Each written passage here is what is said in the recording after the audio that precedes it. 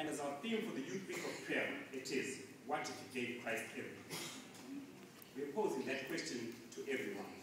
Whether you're an eager beaver, whether you're an adventurer, whether a pathfinder, ambassador, senior youth, AMO, or the women.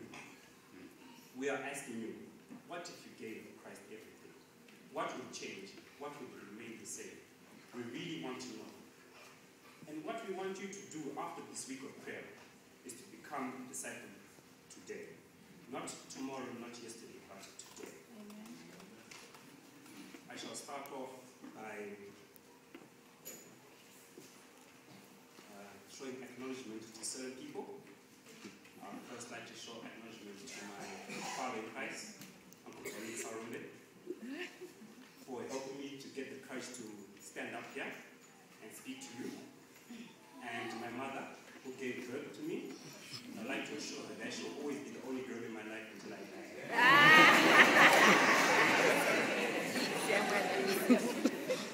I'd also like to give acknowledgement to Auntie Carol, who has been there for me, mainly spiritual, who has pushed with me, though at times I've been backslidden, but she has pushed me forward for me to have a spiritual life with God.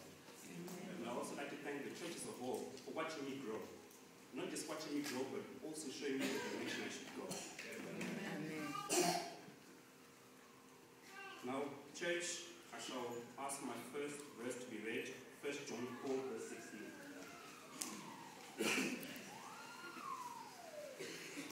And so we know and rely on the love God has for us. God is love.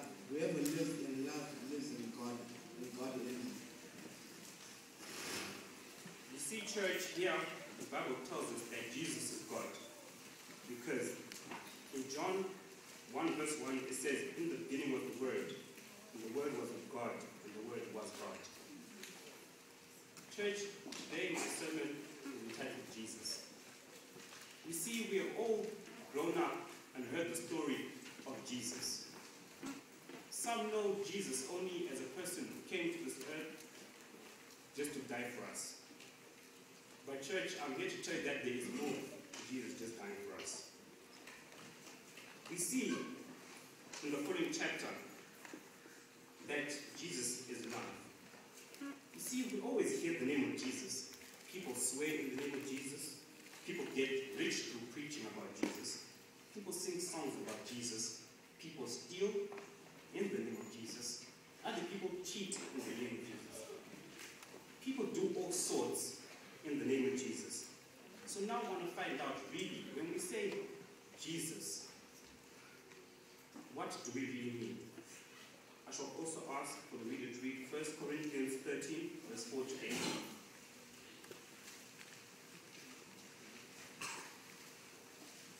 Love is patient, love is kind. It does not envy. It does not boast. It is not proud. It is not rude. It is not self-seeking. It is not easily angered. It keeps no record of wrongs.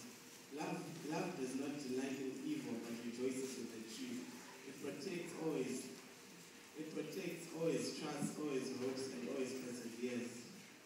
Love never fails, but where there are prophecies, they will cease. Where there are tongues, they will be stilled. Where there is knowledge, they will pass away. You see, church, we've heard this verse over and over again, but personally speaking, I failed to understand this verse. Yes, love. We all have different definitions of love. You can go to many dictionaries, you can go ask many people, and they give you different definitions of love. But the Bible tells us that love is Jesus.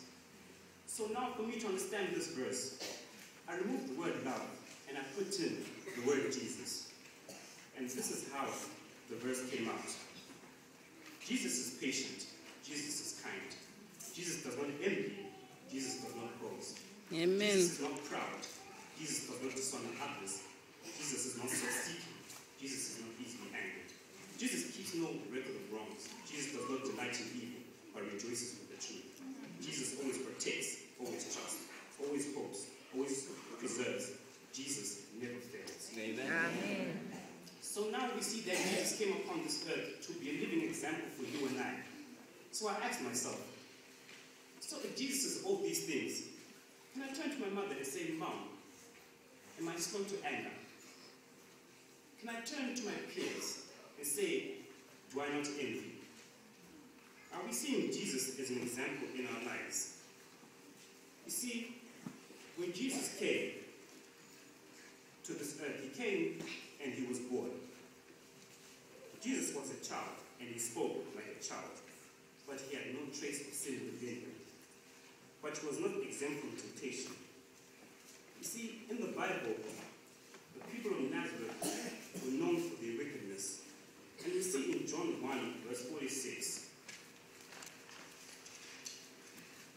when Nathanael asked, can there any good thing come out of Nazareth? There was a question posed to everyone that Nazareth was a bad place to be.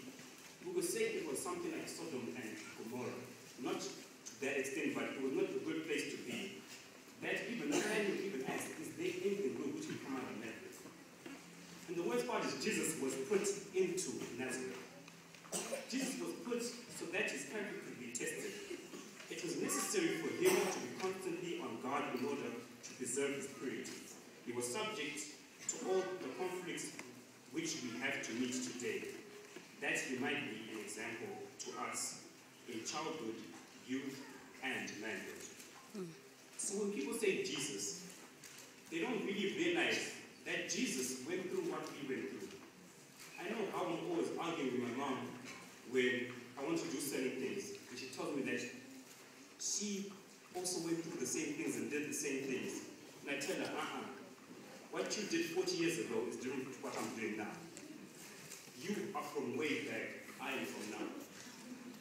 But now, we read here that Jesus lived a perfect example. He was a child. Jesus was also an eager beaver. He was an adventurer. He was a pathfinder. He even went through the temptations of ambassadors.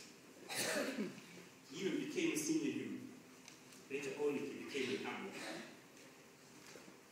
And we see that as much as we try and put our trust in others, why can't we put our trust in someone who has been through what you have been through? Amen. People ask for how can I say it? People ask for advice from their friends, their family. But people will give you advice upon their own judgment. What if they've not been through that? But no one will ever keep quiet once you ask them for advice. Someone will always tell you something. But why can't you go to the person who's been through what you've gone through? Someone who's seen 40 years ahead of you. That he knows what you're going to go through. That when you ask, he knows which path you need to take. You see, Jesus went through one of the greatest temptations I think I've ever seen. If I was put in Jesus' shoes when he was tempted this, I'm sure I would have fallen. Jesus was offered the world by the devil when he was in the desert. Yes, the devil offered him bread to turn stone into bread, but to me, that wasn't as important as being offered the world. As these young men talked about in S600 Mercedes Benz, and you all went, ooh. If most of you were to be offered that car, for the price of maybe not going, for the price of probably going to work on a Saturday, I'm sure all of us would probably say yes, we would take it. But Jesus stood firm and looked back at the devil and told him no, because there is something greater than just being given the world of Mercedes Benz. Amen. Jesus came upon this earth to show us that yes, you can be tempted. Trials and tribulations may come, but stand firm to what you believe in. Do you know what you believe in? Do you know some people only survive on the prayer of food? Just the prayer of God bless our food, amen. And that's it, for the whole day. So are you telling them when you wake up, you believe nothing will happen to you? From the course of waking up, you driving to work, and you're getting to work, until lunchtime, until you say, God bless our food, amen. Then you drive back home, sit down in front of your TV, you say, God bless our food, amen. Then you find yourself already in bed, and it's already tomorrow morning. Some people only find the need to come to church at 11, and wait for the preacher to finish at 12, and hoping that he finishes on time so that you may go back home. Are you telling me that 1 hour